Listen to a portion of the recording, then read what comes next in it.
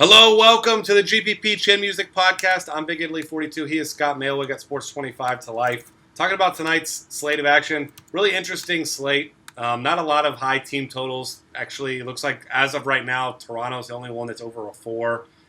So it's going to be an interesting night, especially for tournaments. A lot of decent pitchers. Not a lot of great pitchers, but a lot of guys that you feel pretty good about. Going to be a fun night to play some of these middle guys in GPPs, if nothing else.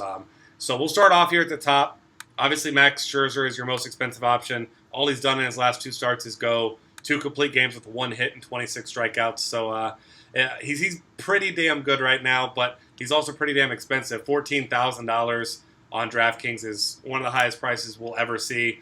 And $12,500 on FanDuel is manageable. You can still make yourself a solid team with him tonight there, but it's going to be really tough on DraftKings, especially because you have to play a second pitcher. And there's not a lot of good cheap options, a lot of good guys in the middle. So if not Scherzer, I know Liriano's the guy that's going to be popular. He's going to be my cash game pitcher if I can't afford Scherzer. And, 3-run total for Atlanta, no Freddie Freeman, strikeout rate of over 23% against lefties. And I know Liriano struggled in his last start, but, that was a Washington lineup with Bryce Harper and some other decent bats. This is a really bad Atlanta offense without Freddie Freeman. Yeah, there's really no way you can argue with that. It's just not a good offense. I'm not a big Liriano fan. He's had a really solid season. He's really hard to argue with in general. I like Scherzer a ton tonight.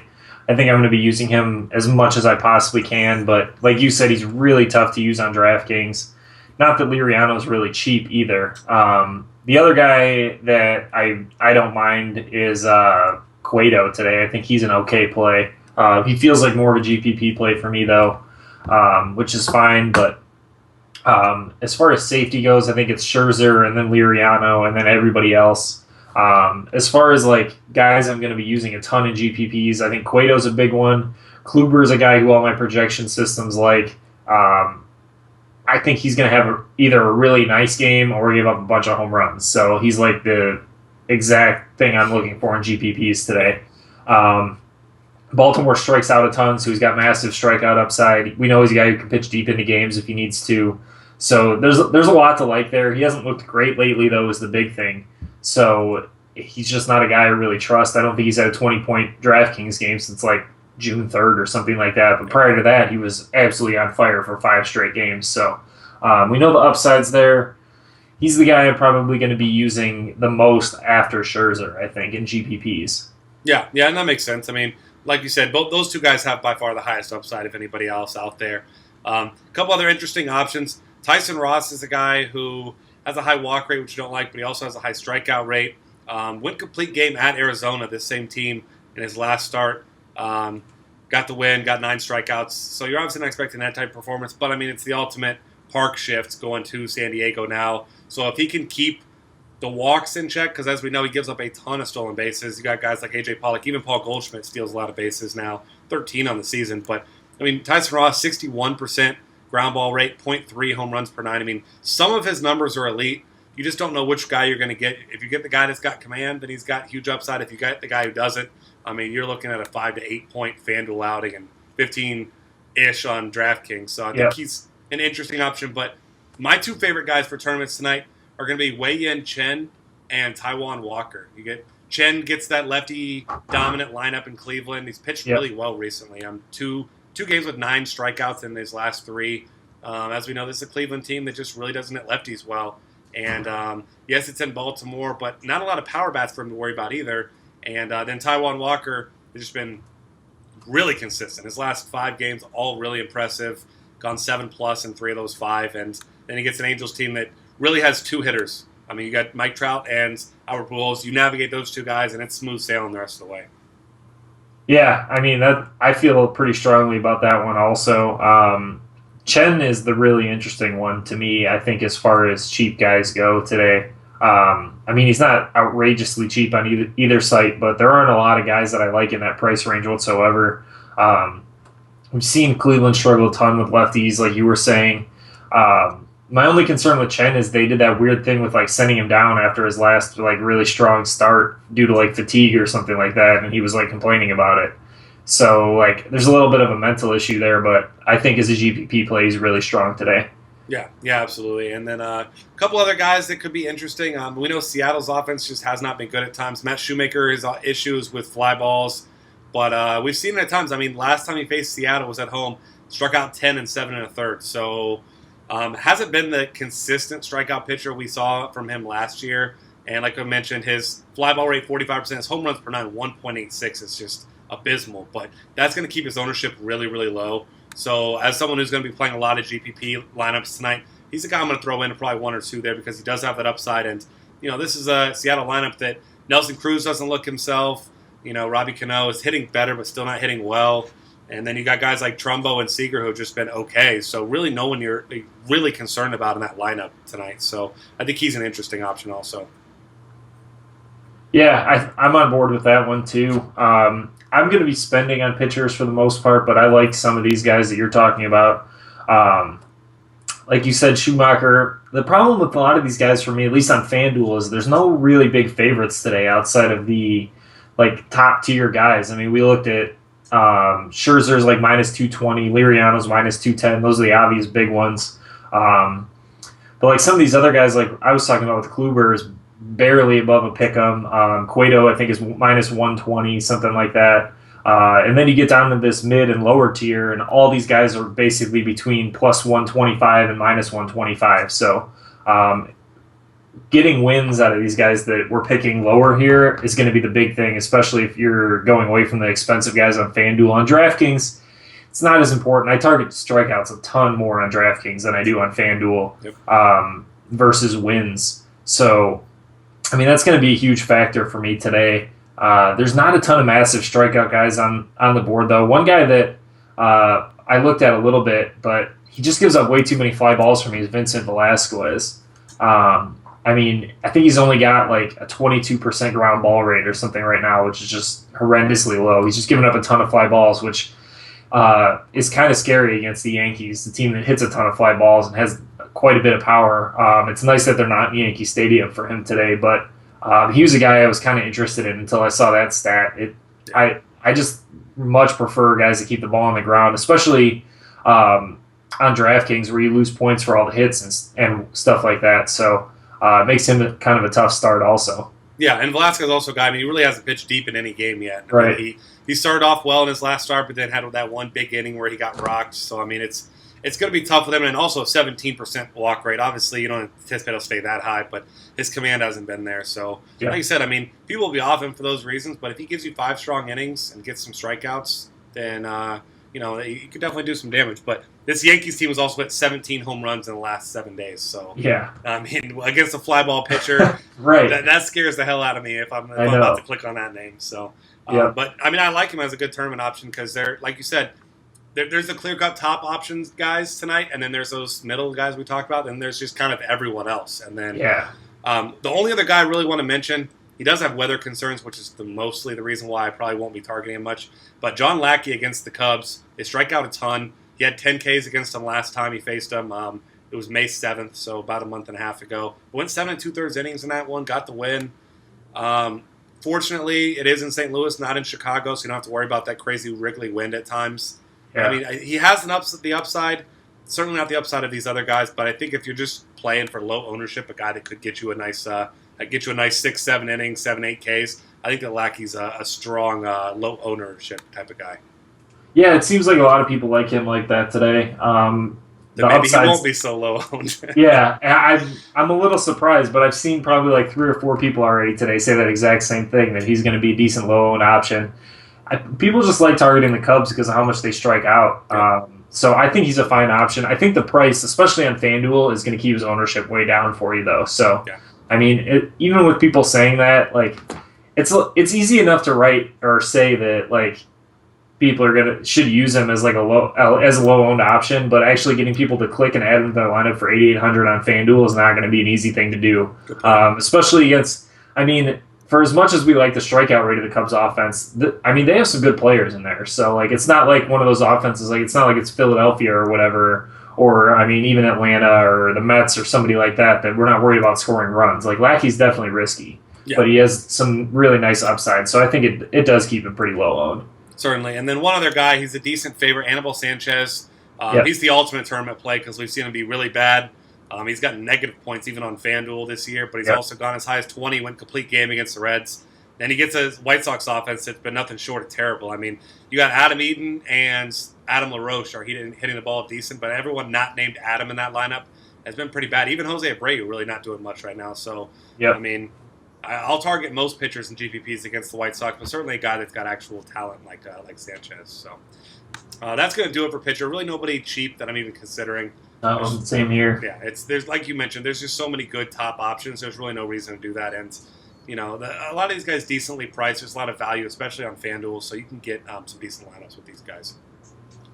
Catcher now, Victor Martinez. I'm taking advantage where I could play him at catcher. He's $3,300 on FanDuel. I think he makes for a great option against Jose Quintana, who hasn't been a bad pitcher, but as we know, Tigers hit lefties really well, and Martinez looks like he's back and finally healthy, so I really like him. And then right below him, $100 less, Josh Vegley. Been absolutely on fire recently. 3 homers in his last 4 games, 2 doubles in those games, 7 RBI, 3,200. People like to target Stephen Vogt, of course, and rightfully so against righties. But, I mean, if you want your little swerve there, $600 cheaper, Josh Vegley's been showing a lot of power. Yeah, definitely. He's a pretty strong play today. I'm probably, if I'm playing Scherzer, I'm going to have to go even cheaper at catcher, I think. I like Yan Gomes. If he's in the lineup again against a lefty today, 2,300 is a steal. You mentioned Cleveland really struggles with lefties, so they've been trying to get their righties like him and Rayburn in the lineup as much as possible. There's one other cheap guy that I like. Oh, Derek Norris for 2,800 against a lefty also is another guy I'll consider a lot at catcher. Nice discount there. I feel pretty good about that one. And then Miguel Montero at 2,300 against Lackey, hitting 4th in the order for the Cubs, I think is a pretty strong play at that price also. Yeah, and I think Norris especially, because he's a guy that throughout his career has hit lefties really well. Hasn't been great this year. So, I mean, he's not a guy that is going to jump off the page to a lot of people. So I like him a lot tonight.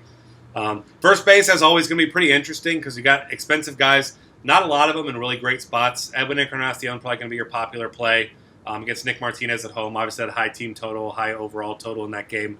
Some other interesting options that you could look at. Obviously, Albert Pujols, always in play for your tournaments, the way he's been hitting the ball. I mean, hasn't had a homer since June 22nd.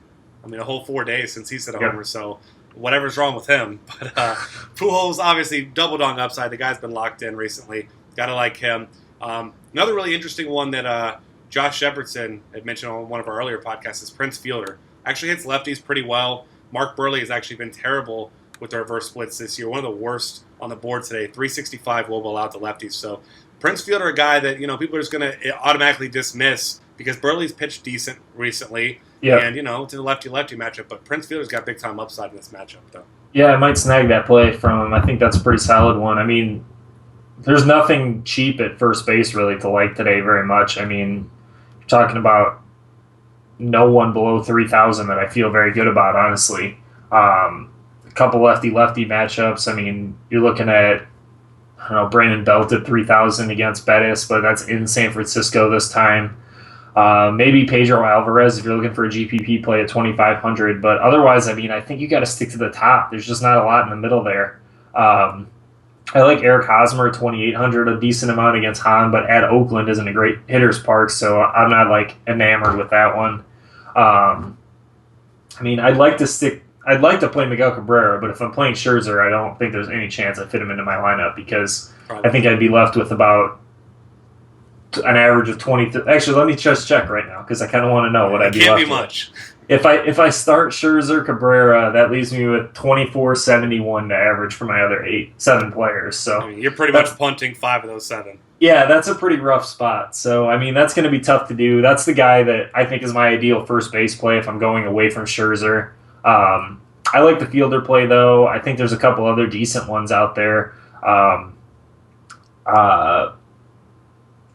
There's one. I like Teixeira quite a bit at 3,500 is my other one that I like. At Houston has been a decent hitter's park this year.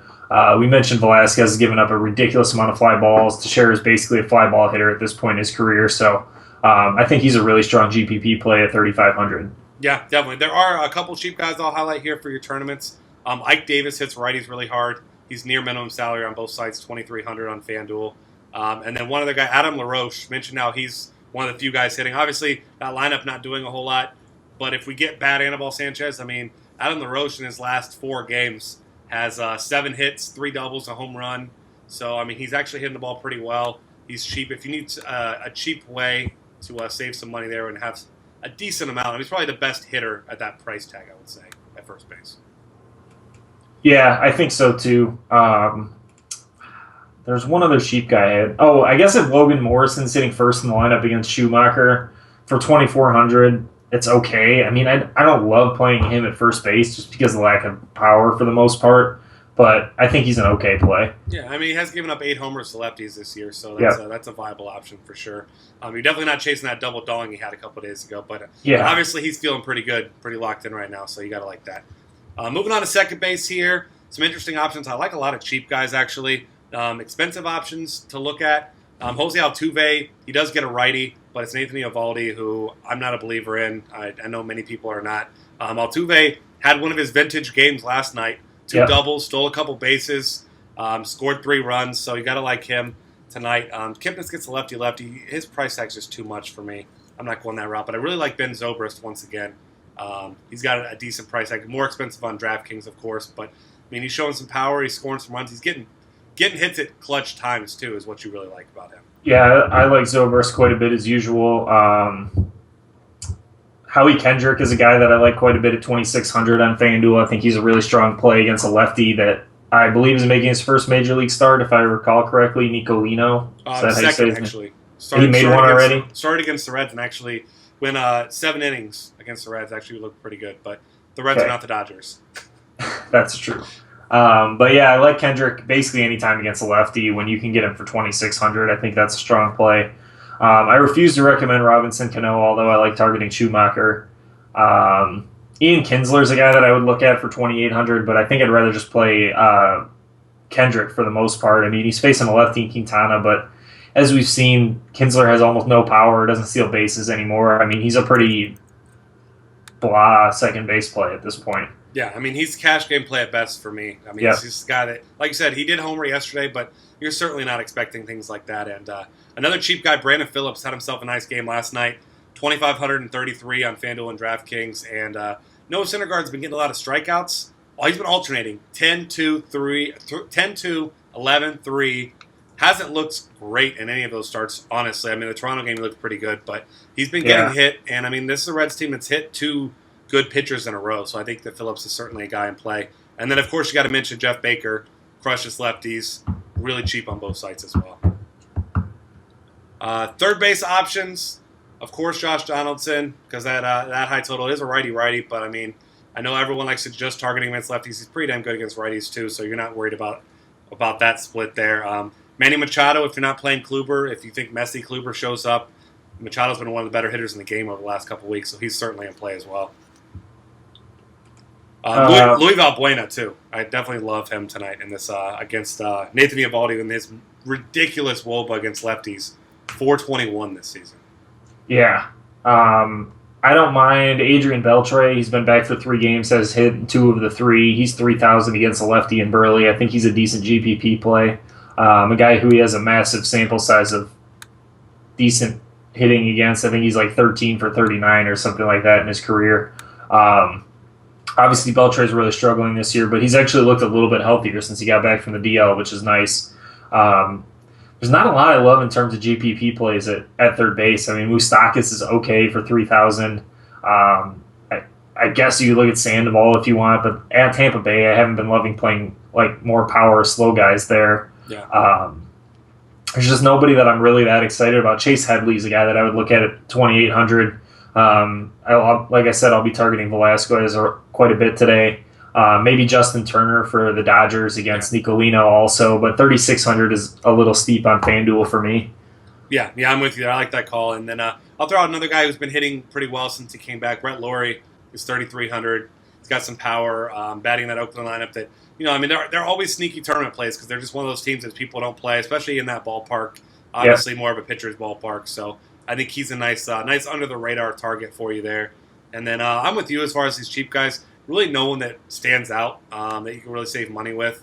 One guy Will Middlebrooks, decent against lefties. He's min salary on FanDuel. Gets Robbie Ray, who's been pretty good so far, but I'm not necessarily a believer that Robbie Ray is going to continue to pitch the way he has. So Yeah, I'm not either. All right, shortstop. I actually really like Troy Tulowitzki as a tournament option. Hudson, they were talking about how he's fatigued. He's not feeling well. I mean, Tulo had his pinch hit homer yesterday, hitting well. I mean, he's got positive points in each of his last 10 games here, including the game that he just pinch hit in. So I think with him being away from Coors, his ownership is going to be really low, especially because he's pricey. But DraftKings especially, only 4,100, not that bad of a price tag for a guy despite a tough ballpark. Yeah, definitely. A couple other guys. I love Xander Bogaerts. I think I'm probably looking at him in cash games as well. Batted third last night. He's got, I think, 5 doubles in his last 3 games. So he's a guy, or last 4 games, I should say. He's been having a nice lineup spot. Gotta like that. And then Jung Ho Kang, $2,600 on FanDuel. Nice price tag on DraftKings as well. If he's in the cleanup spot, you gotta like him also. Yep. Another guy right in that same price range, Brandon Crawford, I like against Bettis, 2,700. He had a nice game last night with a double and a triple, I think. He's just a pretty solid play to me. There's no one that I'm like really enamored with at shortstop as usual. I'm fine playing pretty much anyone that's under 3,000 for the most part on FanDuel. I'll probably be looking for a cheap guy on DraftKings also, just because Peralta's facing a tough righty. Reyes is okay, but he's not a guy I really like paying up for at this point. Yeah. Correa is facing a righty, which I don't feel like paying that price for him against a decent righty. There's just no one that I'm really super excited to play at shortstop today. Yeah, just not a lot of great options. If you want a guy with some power upside, he's been terrible recently, but homered last night. Ian Desmond is almost minimum salary on FanDuel. I don't think that he's a bad option. And then Wilmer Flores against Cueto, really tough matchup, but as we know, one of the few guys with some power there. He's got 10 homers on the season. Cueto's first game back from injury, maybe makes a couple mistakes. I think that he's definitely a low-owned type of option for tonight. Yeah. All right, outfield. There's, of course, your top options. We don't need to tell you about Giancarlo Stanton against a lefty or Jose Bautista against Nick Martinez. Those are going to be pretty popular plays, of course. Brett Gardner's a guy I really like. I love him in cash games as well if you can get him at 4,600. He's just been doing it all. And like we mentioned, Velasquez, a guy we're picking on, been walking too many guys, too many fly balls. All those things going to feed into Gardner's favor and some other Yankees as well. So with that being said, another guy, Carlos Beltran, he's got a nice price tag. He should be batting right around 5th. Had a double-dong game 5 games ago. He's got 3 homers in his last 7, so I think he's a nice option as well if you're getting some Yankees exposure. Yeah, I don't mind Beltran. He's a little bit pricey for me, but I think he's a pretty fine play. With the Dodgers facing a lefty, I think Puig's probably going to be out again tonight, but he's 3,700. If he's in the lineup, he's going to be a guy that I probably paid for at 3,700. If he's not, I think Alex Guerrero is an obvious play at 2,200. He started both of the last 2 games in place of Puig. He's been pretty strong against lefties this season. Hasn't been great over the last 2 games, so hopefully it'll keep his ownership percentage down too, despite the minimum price tag. Yeah, I like that. And then if you're not playing Taijuan Walker, who we mentioned has been pretty good recently, Colt Calhoun is now men's salary on FanDuel, so should still be in the top half of that order. And like I said, he's been struggling, which is why his price tag's low. But we know he's got the skills, the power to have himself a nice game tonight. So if Taijuan Walker doesn't have his control, which we've seen at times, could be in for a nice night for really cheap. And then another guy, A.J. Pollock. Tyson Ross, one of the worst in the league at keeping runners from stealing bases. Pollock, as we know, a solid base stealer and a good hitter as well. So I think he's a really good option. He's 4,000 on both sites. And then Mookie Betts, also been hitting well. He's a guy that you hate to pay his price tag because he's priced around a lot of guys who are just better hitters, better all-around plays. But, just looking at what he's been doing over the last 10 games, it's been really impressive. Few hitters in the game have been better than he has over the last couple weeks. Yeah, that's a good point. I like him quite a bit. Another guy that's like one of these struggling GPP play guys, I think Justin Upton, who has been basically on fire but has been struggling against lefties most of the season, more because of small sample size, I think, than anything. He's only 3,300 facing a lefty in Ray, who we both feel like is not going to continue to pitch as well as he has. His biggest concern is the guys in the lineup around him haven't been hitting, but he's reached base in, I want to say, 9 straight games now, 10 straight, it looks like. I mean, he's just been rock solid for 3,300. That's a steal. Yeah, definitely. And then another GPP option. Curtis Granderson has 3 homers in his last 5 games, had 3 hits last night. Once again, pitchers coming off injury, guys like Cueto, I mean, like you said, he's a GPP option. It's not to say that I'm picking on him, but, it remains to be seen. You wonder how healthy he is, trade rumors, things like that. If you're a believer in those kind of narratives, maybe he's only around for a couple more weeks.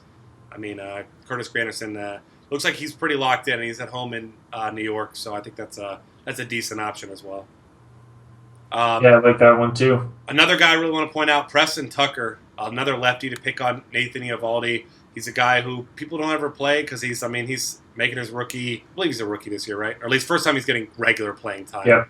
But like we mentioned, Eovaldi just god awful against lefties, so he's a good option.